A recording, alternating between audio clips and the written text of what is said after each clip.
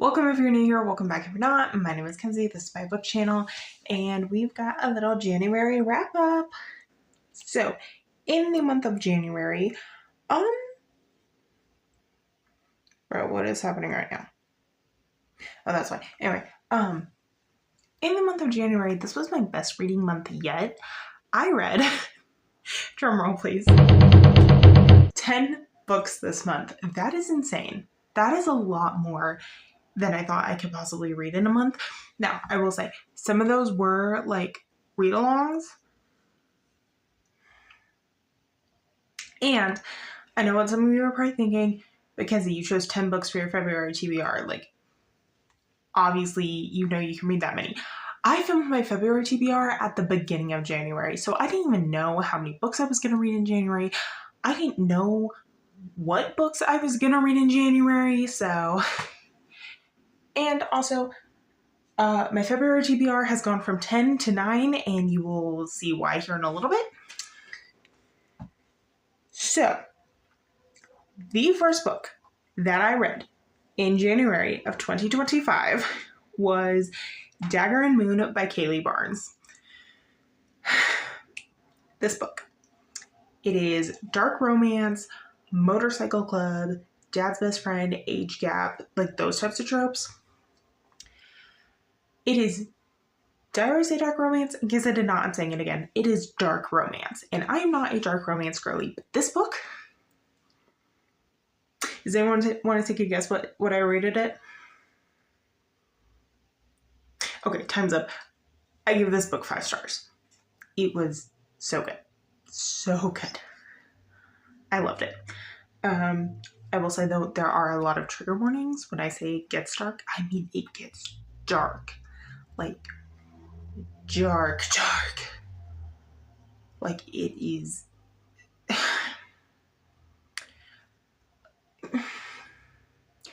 There are some very bad things that happen in this book. But the way the author made me feel the emotions of the characters, the way I was wanting to highlight in it, like do the annotations. I believe this book is Kindle Unlimited only, so... but no, I literally read it in like a day. Which it is under 200 pages, but still, like, it was amazing. Highly, highly suggest reading it. But again, look up the trigger warnings first because, like I said, there are some dark, terrible things that happen in this book. Next. The next 7 books you already know about. Well, you know about 3 of them. The other 4 weren't in that video.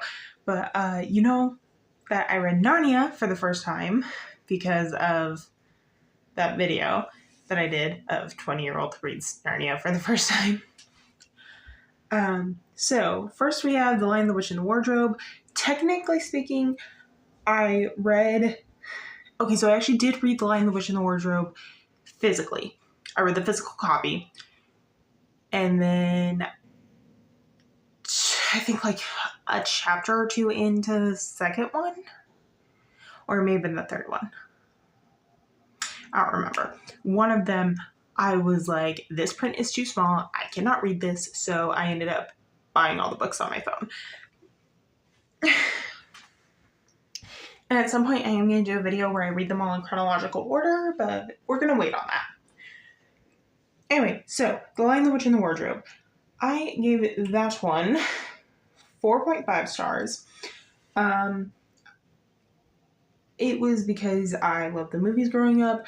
I really liked the book, obviously.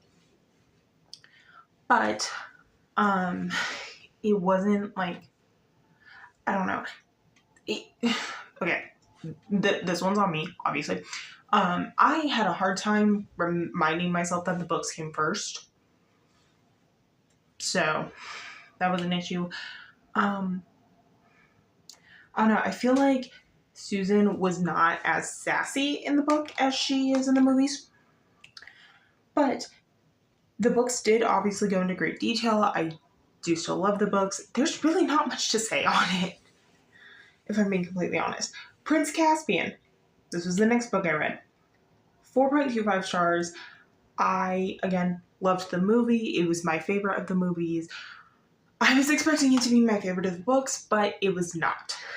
While yes, it did give us a little bit of backstory into Professor Cornelius, um, and it did explain a few things that were never explained in the movies.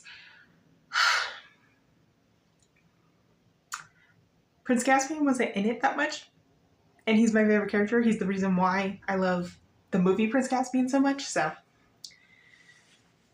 and Reepicheep. I don't remember Reepicheep being, himself as much in the book. Okay, next was The Voyage of the Dawn Treader. Best book. This was not my favorite of the movies. But I did give it a solid 4 stars for the book, so that's pretty good. I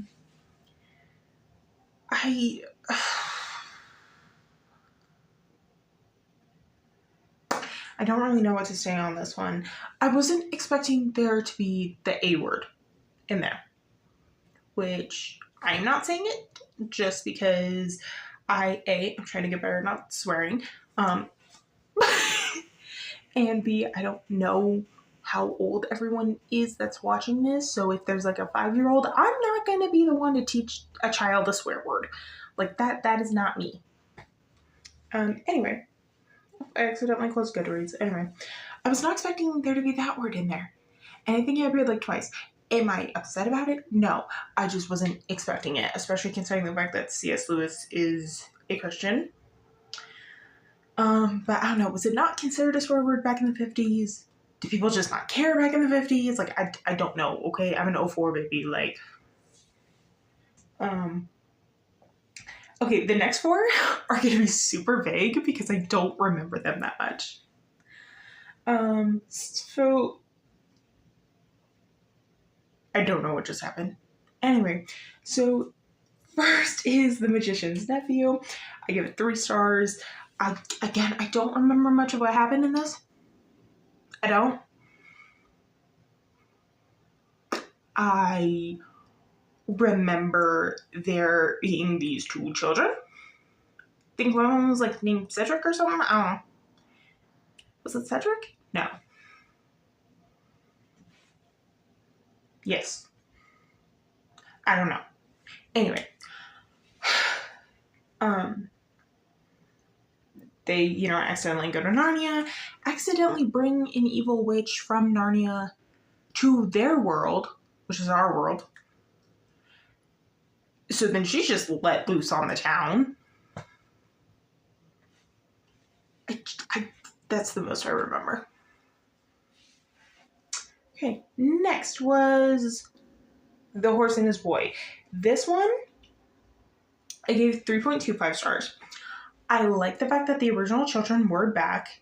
It was like, I don't remember, I think the chronological order is like The Magician's Nephew, then it goes The Lion, the Witch, and the Wardrobe, The Horse and His Boy, Prince Caspian, Voyage of the Dawn Treader, and then The Silver Chair, and then The Last Battle, I think is how it goes. So that explains why the original children are in this book, because that technically came before Prince Caspian, so therefore Susan and Peter were still allowed there. Something I forgot to mention with Voyage of the Dawn Treader, I did get a little bit emotional towards the end because of the, even though I knew it was coming, obviously, from watching the movies, I did get a little bit emotional when Aslan was like, hey, Lucy, Edmund, you're never allowed to come back here again. Not because he did anything wrong, but just because, you're not able to. Sorry. I got a little emotional at that, because I feel like that just solely solidified the fact that that was the end. Next was The Silver Chair. I give it 3 stars. Again, I don't remember much from it. I remember there being Eustace, their cousin. That's about it. Or was that in The Last Battle? Hold on.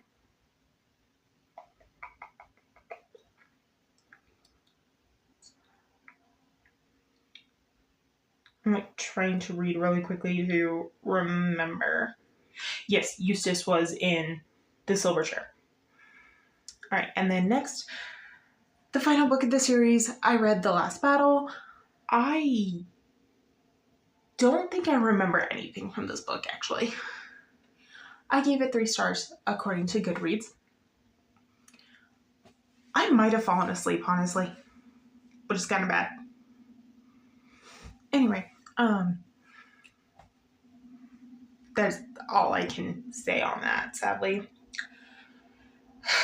Next was The Girl Who Was Taken by Charlie Donlea, I think is how you pronounce it. I don't actually know.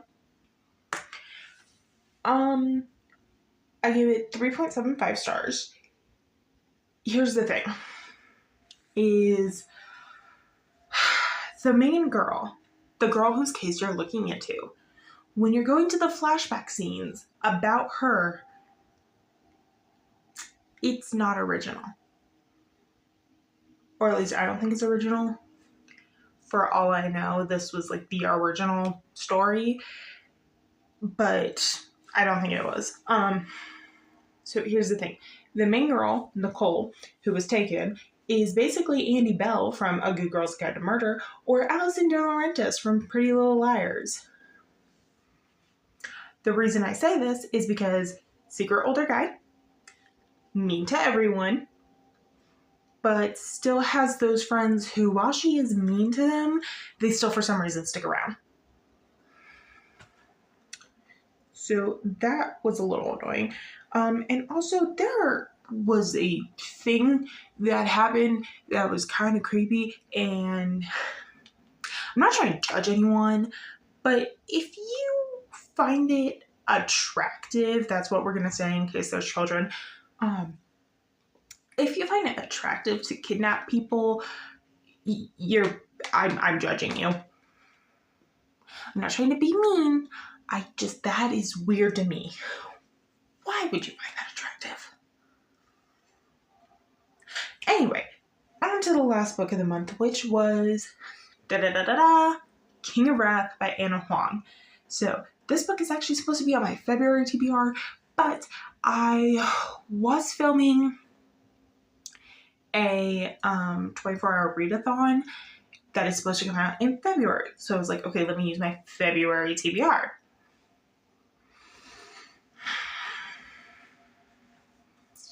I failed the readathon, so therefore I don't have the footage. So therefore that one is not the one that's going to be posted.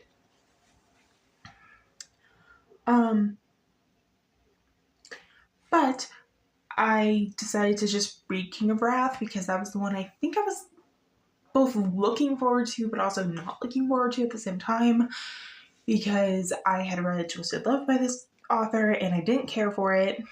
I think I gave it like 1 star. This book, on the other hand, it was 5 stars. I started January with a 5 star. I ended January with a 5 star, and I'm very happy about it. Like, so happy about it. It was, hold on, let me grab it. There's annotation tabs. I ran out, which is why there's not a whole lot. But yeah, annotation tabs, highlights, underlines, notes, like, that is one sign that a book is 5 star for me. Another is if I can feel the emotions of characters. So like earlier with Dagger and Moon, I could feel the emotions of the characters when I was reading what was happening. Same with this book over here. Do I like the spice? No.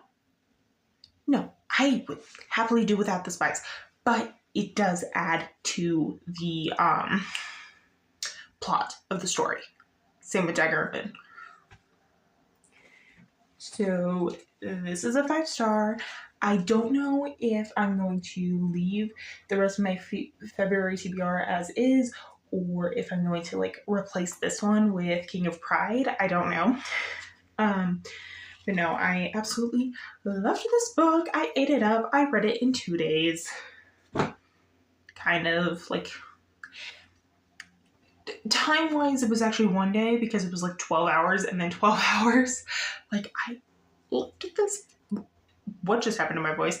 I loved this book. I ate it up. It was amazing. So yeah, that is my January. I almost said February. That's my January wrap up. I hope you enjoyed. I hope I can eventually find an outro to this channel. And yeah, let me know how many books you read in January. Let me know if you found any 5 stars so far. And yeah, I will see you guys next time. Bye!